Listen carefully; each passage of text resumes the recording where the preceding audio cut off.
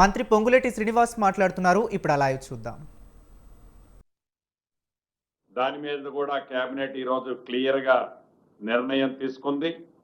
దాని గురించి మా సహచర మంత్రివర్యులు పొన్నం ప్రభాకర్ గారు ఆ సబ్జెక్ట్ గురించి పూర్తిగా మీతో విశ్లేషిస్తారు.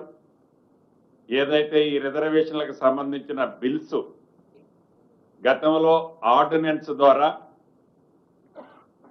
గౌరవ గవర్నర్ గారికి పంపామో ఆ అంశాలను కూడా ఆ బిల్స్ అన్నిటినీ రేపు అసెంబ్లీలో పెట్టి ఆమోదింపజేసుకోవాలని కూడా కేబినెట్ లో నిర్ణయం తీసుకోవడం జరిగింది.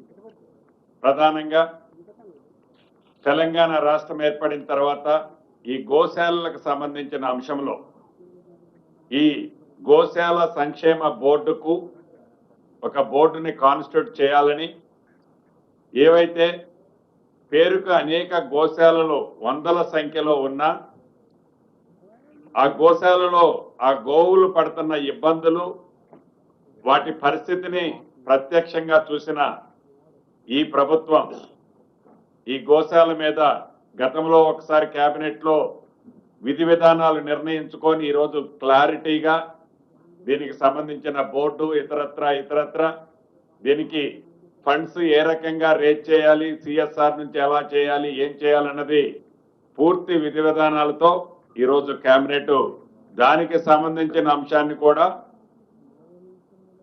క్లియర్ చేసుకోవటం జరిగింది.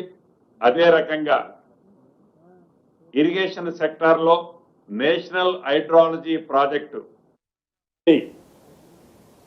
మెజర్ చేసే లేటెస్ట్ టెక్నాలజీకి సంబంధించిన ఏదైతే టెండర్ వేసినప్పుడు వచ్చిన బిడ్ రేట్ ఉందో అది దొడ్డు ధాన్యానికి ఒక రకం, ఫైన్ ధాన్యానికి ఒక రకం బిడ్ ఏదైతే వచ్చిందో ఆ బిడ్ ప్రకారం ఆ మిల్లర్ల దగ్గర రికవరీ చేసే విధంగా ఎవరైనా మిల్లర్లో పేమెంట్ చేయకపోతే వారి మీద అవసరమైతే చట్టపరంగా పీడీ యాక్ట్ పెట్టడానికి కూడా ఈ ప్రభుత్వం వెనకడుగు వేయొద్దని కేబినెట్ లో నిర్ణయించి దీనికి సంబంధించిన పూర్తి వివరాలు, న్యాయపరమైన అంశాలు ఇతరత్ర కూడా మొబిలైజేషన్ కేబినెట్ సబ్ కమిటీ ఏమైతుందో వారిని నిర్ణయం తీసుకునే అధికారాన్ని కేబినెట్ లో ఈరోజు ఇవ్వటం జరిగింది.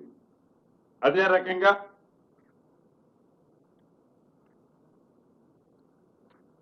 రాష్ట్రంలో మత్స్య సహకార సంఘాలు ఉన్నాయి. వాటిది ఈ సహకార సంఘాలకు సంబంధించిన ఎలక్షన్స్ లేట్ అవుతున్నాయి.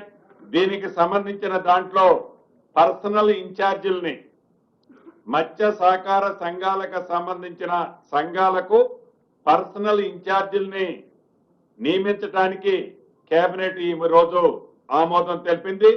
ప్రస్తుతం సంఘంలో ఉన్న సభ్యులుగా ఉన్న వారిని పర్సనల్ ఇన్ఛార్జీలుగా ప్రభుత్వం నామినేట్ చేయాలని కూడా రాష్ట్ర కేబినెట్ నిర్ణయించడం జరిగింది.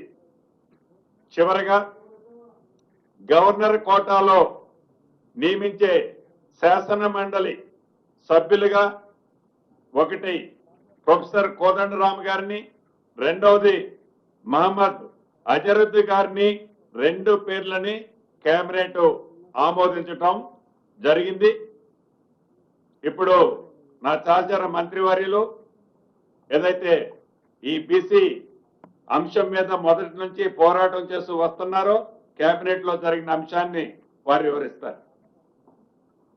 పెద్దలు పొంగులేటి శ్రీనివాసరెడ్డి గారికి, గౌరవ శాసనసభ్యుడికి, అదేవిధంగా పత్రికలందరికీ నమస్కారం. ఈరోజు కేబినెట్ లో ముందు నుంచి మా ప్రభుత్వం ఏ విధంగానైతే 42% రిజర్వేషన్లకు సంబంధించి